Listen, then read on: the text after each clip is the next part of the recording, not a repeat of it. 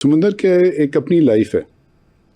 यानी अगर आप ट्रेनिंग की बात शुरू करें तो जैसे एयरफोर्स में, आर्मी में ट्रेनिंग होती है, इसी तरह हमारी नेवल एकेडमी है मनोड़ा में।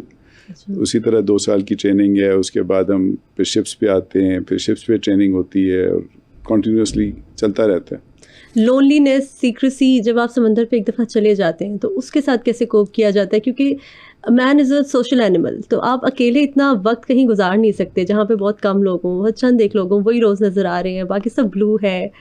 तो वो सब कैसे मैनेज किया जाता है? बड़ा अच्छा एक्सपीरियंस आता है। जैसे एक्सरसाइजेस पे जाते हैं हम काफ़ी लंबी ड्यूरेशन के लिए, फिर उसके बाद हम गुडविल क्रूजेस पे जाते हैं डिफरेंट कंट्रीज़ में।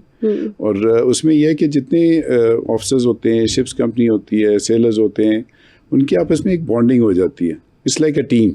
अच्छा। तो वो इतने काफ़ी लोग होते हैं, तो उसमें यह है कि हमारी इंटरेक्शन, गपशप, सब कुछ चलता रहता है, तो कभी फील नहीं होती लोनलीनेस।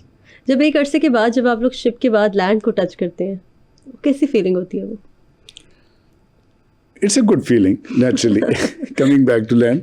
लेकिन उसमें यह है कि जब हम अगर जैसे मानसून के पीरियड में अगर पाकिस्तान की बात करें, Arabian sea, it's a very rough sea जब ऑपरेट करते हैं। यानी 35 डिग्री एंगल तक शिप्स जो हैं वो रोल कर रहे होते हैं या पिचिंग हो रही होती है। तो आप हर वक्त ही it's like a roller coaster ride के जैसे हर वक्त ही मूवमेंट होती है।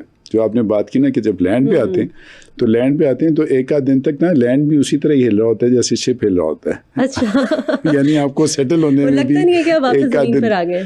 यानी ज़मीन हिलती भी लग रही होती है जब आप वॉक करें तो बिल्कुल महसूस हो रहा होता है, क्योंकि इतने दिन आप शिप पे जब गुजार लेते हैं। अच्छा। तो वही आपका एक साइकी बनी होती है, एक साइकोलॉजिकल इफेक्ट होता है कि आप उसी तरह ही चल रहे होते हैं जैसे शिप पे चल रहे होते हैं।